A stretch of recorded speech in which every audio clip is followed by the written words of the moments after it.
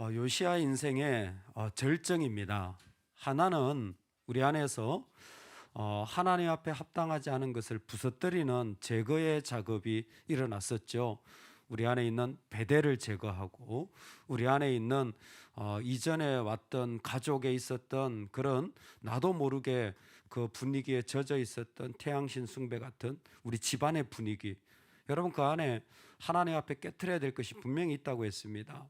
그것을 제거하고 난 뒤에는 어떻게 하냐면 우리를 하나님을 기억하는 자리로 우리 자신을 세우는 겁니다. 여러분 지금 우리가 서 있는 자리는 바로 하나님을 기억하는 자리에 우리가 어떻게 설 건가라는 것입니다.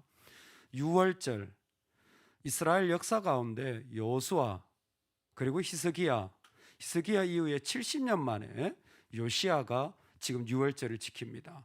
솔로몬이 잠깐 무교절을 언급한 것 외에는 성경에도 유월절을 제대로 지킨 역사가 거의 없습니다. 사실은 그때에 이 요시야가 유월절을 누구보다도 율법책에 기록한 그대로 지켰다라는 것은 놀랍기 그지없습니다. 왜냐하면 유월절은 우리가 아시는 것처럼 애굽에서 나올 때에 그 장자의 죽음을 하나님께서 면하게 하신 그 절기에서 기록되었습니다. 그런데 이 절기가 무교절하고 연결되어 있어요. 무교절은 누룩이 없는 빵을 먹는 절기죠. 이게 7일입니다.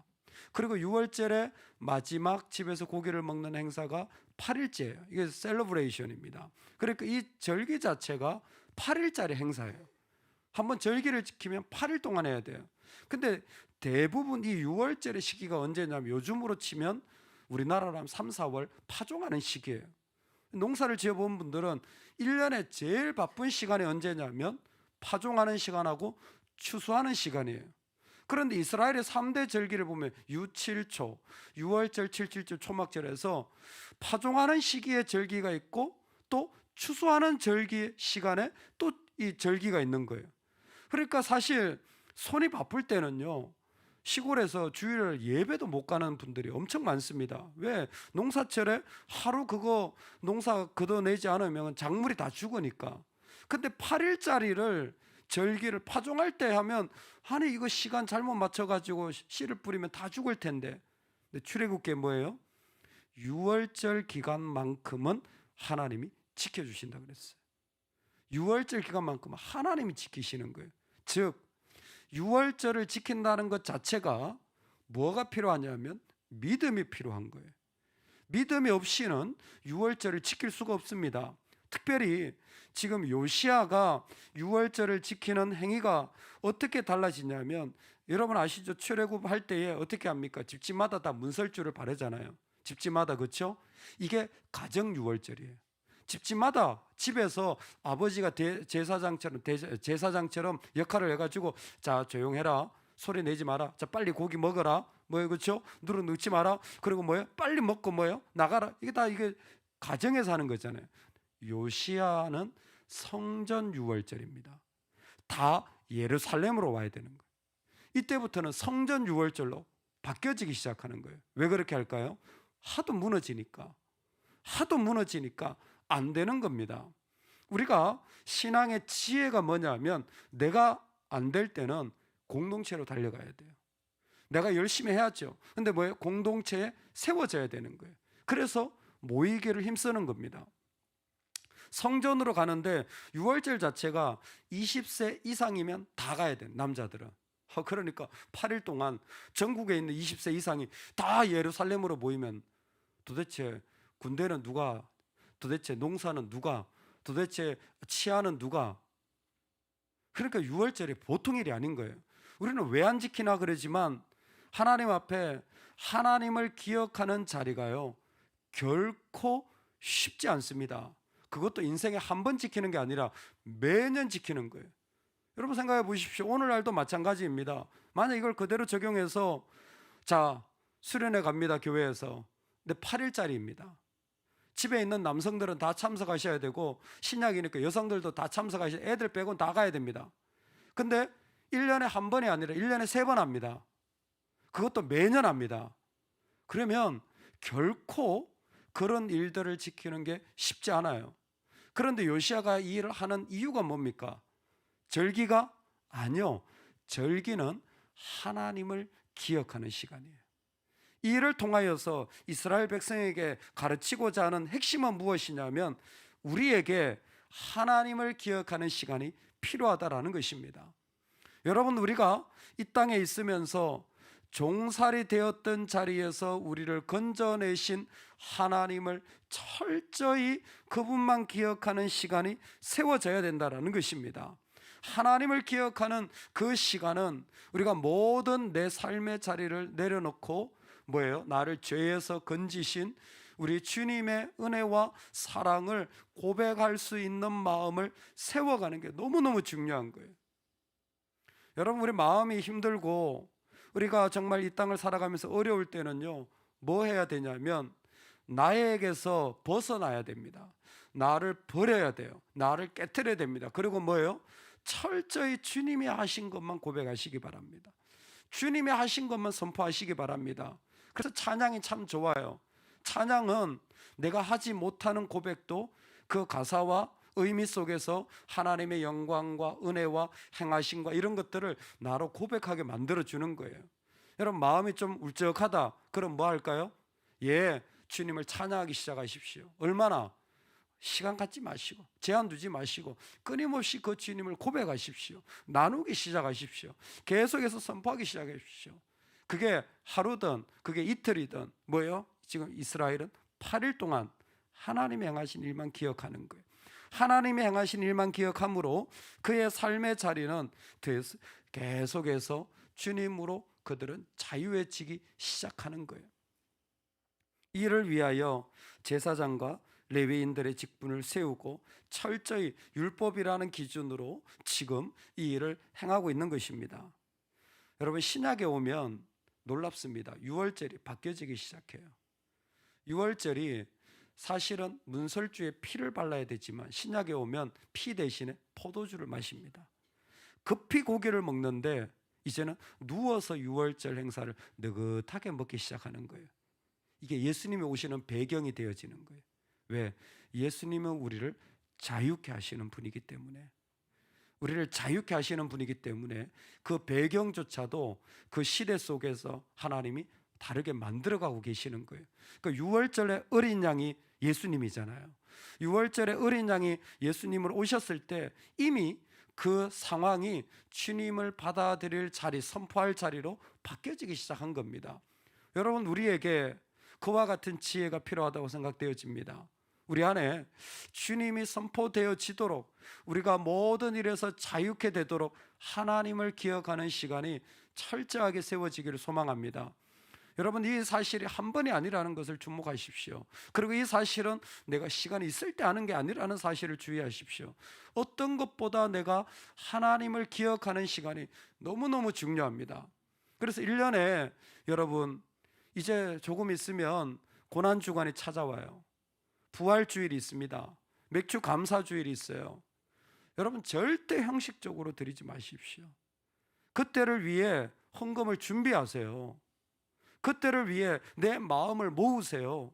그 절기는 하나님이 우리에게 너 그렇게 살면 안 돼, 이때만이라도 반드시 하나님을 기억해야 돼, 얼마나 주님이 너를 사랑했는지 반드시 기억해야 돼 라고 우리한테 사실은 축복으로 불러주는 시간이라고 믿습니다. 우리가 그 시간을 기억할 때에 얼마나 하나님과 우리의 삶이 더 풍성해지는지 몰라요. 우리 가정도 마찬가지입니다. 우리 가정도 하나님을 기억하는 시간을 만들어 가야 합니다. 제가 권면 드리는데 애들이 방학하면요 꼭 가정수련회 하세요. 가정수련을 해서 애들이 방학할 때마다 뭐예요? 우리 가정이 좀 이런 믿음에 다 컸는데 휴가 기간을 놀러 가지 마세요. 가정수련회 하세요. 1박 2일도 좋으니까 같이 말씀을 붙잡고 찬송하면서 주님의 은혜를 뭐예요? 하나님을 기억하는 시간을 가지라. 6월절을 지킨 이후에 요시야는 그 가운데 나머지 남아있던 신접한 자와 점쟁이와 드라빈과 우상과 모든 가증한 것을 다 제거하게 되어집니다. 이때 등장하는 게 무엇이냐면, 여러분, 우리가 하나님을 예배하고 나서 하나님 앞에 수련회를 하고 나서 내가 기도하고 나서 해야 될 일이 구체적으로 이건 거예요. 내 삶에 온전하게 하나님 앞에 마음으로 드리지 못한 자리를 체크하세요. 온전하게 마음으로 드리지 못하는 자리가 있습니다. 기도할 때는 그나마, 예배할 때는 그나마 우리는 하나님께 마음을 드려요. 그런데 정작 돈 앞에서, 일할 때, 사람을 만날 때, 아니면 내가 내 자녀를 대할 때 뭐예요? 갑자기 내 마음이 쑥 들어오는 거예요. 갑자기 세상에 정치적인 소식들이 쑥 들어오는 거예요. 그럴 때 주의하라는 겁니다. 그때 뭐예요? 온 마음을 다하여서 지금 그 부스러기가 떨어지고 있지 않는지, 하나님의 은혜가 그냥 소멸되고 있지는 않는지 내 안에 온 마음을 다하여 그 자리에서도 여전히 주님을 향해 나아가도록 준비하는 것입니다. 요시야의 계획은 예배와 그의 삶이 같이 세워지는 시간이었고, 말씀드리지만 성전 중심의 개혁을 통하여서 얼마나 어렵고 힘든 시기에 오히려 집중력 있는 믿음의 시간을 가지도록 그들을 인도하였던 것입니다. 그렇게 하나님을 향하여서 그 어려움 가운데도 하나님의 뜻을 행하려고 하는 요시야의 마음은 주여 주여 하는 자뿐만 아니라 아버지의 뜻을 행하는 자라는 자리까지 그는 걸어 나가고 있습니다. 그래서 우리에게 이 하나님을 기억하는 자리가 얼마나 소중하고 중요한지를 말씀하여 주는 것이 요시야의 계획이에요. 근데 또 하나가 있습니다. 그게 뭐냐면, 이 모든 개혁과 이 모든 예배와 이 모든 삶의 부스러기들까지도 다 그는 실제적으로 행하게 됩니다. 그런데도 불구하고 여호와께서 유다를 향하여 내리신 그 크게 타오르는 진노를 돌이키지 아니하셨으니 이는 므낫세가 여호와를 경노하게 한 그 모든 경노 때문이라. 아멘. 즉 이렇게 했는데도 망한다라는 거예요. 심지어 요시야의 죽음은 참으로 안타깝게도 애굽 왕 느고를 만나러 갔다가 뭐예요? 그곳에서 그냥 그대로 죽임을 당하게 되어지는 겁니다. 얼마나 아름다운 해피엔딩이 되면 좋겠는데 이렇게까지 했는데 내 상황이 달라지지 않을 수도 있습니다. 그래서 요시야가 말해주는 중요한 메시지가 있어요. 인간은 한계가 있다라는 것입니다. 내가 예배하고 내가 무언가를 한다고 여러분 내가 완벽한 건 아니에요. 하나님 한 분만이 완전하십니다. 우리는 한계가 있어요. 여러분, 우리는 한계가 있습니다. 우리는 아무리 이 땅에 죄인이 뭔가를 아름답게 이루어도요, 한계가 있어요. 그 한계를 뭐하라? 인정하라. 그러니까 요시야의 마지막 메시지는 뭐예요? 하나님을 기억하라. 또 하나는 뭐예요? 너의 한계를 인정하라. 스스로 그 모든 계획을 다했지만 그 나라가 망하는 일들은 자기 잘못도 아닌 상황 때문에 이런 일들이 일어날 수 있다 없다? 있다라는 거예요. 이런 일들이 일어날 때 우리는 아니 왜 나한테 이런 일이 일어나지 그러지 마시고 오히려 그때 그 모습조차도 하나님께 올려드려지시기 바랍니다. 어떻게 보면 예배는 내가 하나님을 기억하는 자리예요. 그런데 나의 한계를 인정하는 자리는 세상의 하나님을 기억하는 자리일 수 있습니다. 내가 하나님을 기억한 사람들, 내가 하나님의 자리에 있는 사람들이 이 땅에 나의 한계와 약점을 가지고 나아갈 때 세상은 뭐예요? 아, 이 사람이 바로 이런 모습 속에서 이런 연약함 속에서 이런 사람도 뭐예요? 하나님이 역사하시는구나라는 것을 깨달을 수 있는 것입니다. 영국의 대표적인 신학자 가운데 윌리엄 버클레이가 있습니다. 버클레이 주석이 있을 정도로 유명하죠. 근데 사실 이 윌리엄 버클레이는 심각한 이 청각 장애를 가지고 있었던 개인적인 어려움이 있어요. 그러니까 잘 안 들리는 거죠. 보청기를 빼면 거의 전화 소리도 안 들릴 정도라고 하니까 거의 뭐 난청이죠. 보청기를 빼면 전화 소리도 안 들릴 정도라는 거예요. 얼마나 삶이 힘들었겠습니까? 사람들을 만났을 때 얼마나 오해되고 잘못 전달되어지는 일들이 많았겠습니까? 우리가 그렇잖아요. 사람들과 만남 속에서 말 한마디 때문에 얼마나 많은 어려움들이 생깁니까? 그런데 그는 뭐라고 말하냐면 자기가 가지고 있는 이 청각장애가 자기가 책을 적는데 가장 큰 힘이 되었다라는 거예요. 자기는 장애를 가지고 있는데 이게 하나님께 드리는 최고의 무기가 되었다는 거예요. 어떻게 그럴 수 있습니까? 잘 들어야 내가 잘 적을 수 있지. 근데 그분은 이렇게 고백한 거예요. 보청기만 빼면 세상하고 딱 차단이 된다는 거예요. 안 들리는 게 더 좋더라는 거예요. 오히려 그때가 하나님을 더 깊이 생각할 수 있는 시간이 되었다라는 거예요. 그래서 자기가 저수를 할 때는 보청기를 빼고 집중하면 하나님 더 큰 은혜를 주시더라는 거예요. 여러분, 우리가 주님 안에서 우리가 한계가 반드시 있습니다. 심지어 우리에게 죽음조차도 찾아옵니다. 우리가 다 할 수 있는 게 아닙니다. 그런데 그 한계를 하나님은 이 땅에 영광의 자리로 반드시 만드실 것입니다. 우리가 살아가는 자리에 귀가 안 들리고 내 마음이 정말 부족하고 내 삶에 이런 어떤 능력들이 다 갖춰지지 못했다고 할지라도 우리 하나님은 그 가운데서 자신의 능력을 나타내시는 분이십니다. 예수님이 말씀하셨습니다. 나면서부터 눈을 뜨지 못하는 자가 사람들은 부모의 죄 때문에 자기의 죄 때문이라고 얘기했습니다. 얼마나 그런 말들을 쉽게 할 수 있겠습니까? 아유, 저는 왜 저런 어려움을 당해? 왜 저 사람은 저렇게 안 돼? 그러면 모두 다 그렇게 쉽게 생각할 수 있겠죠. 그런데 예수님은 뭐라고 했습니까? 아니다. 이 사람은 아버지의 영광을 나타내려고, 아버지의 영광을 나타내려고. 할렐루야. 여러분, 내가 이런 험악한 자리에 있는 것 뭐예요? 세상은 불쌍한 거고요. 믿는 사람은 아버지 영광 나타내려고. 할렐루야. 그 속에서도 우리 주님은 역사하십니다. 그러므로 오늘 요시아의 이야기는 참으로 우리 마음에 결정적이고도 중요한 발자국을 남깁니다. 우리 인생에 내가 깨어져야 될 자리를 세우고 난 뒤에 반드시 일어나야 될 자리는 하나님을 기억하는 자리입니다. 히스기야 이후로 70년 만에 세워졌어요. 그러니 쉽지 않을 겁니다. 하나님을 향해 뭔가 예배를 하나 세우고 가정의 영적인 일을 하나 세우는 것 쉽지 않을 거예요. 그러나 여러분, 우리 하나님을 기억합시다.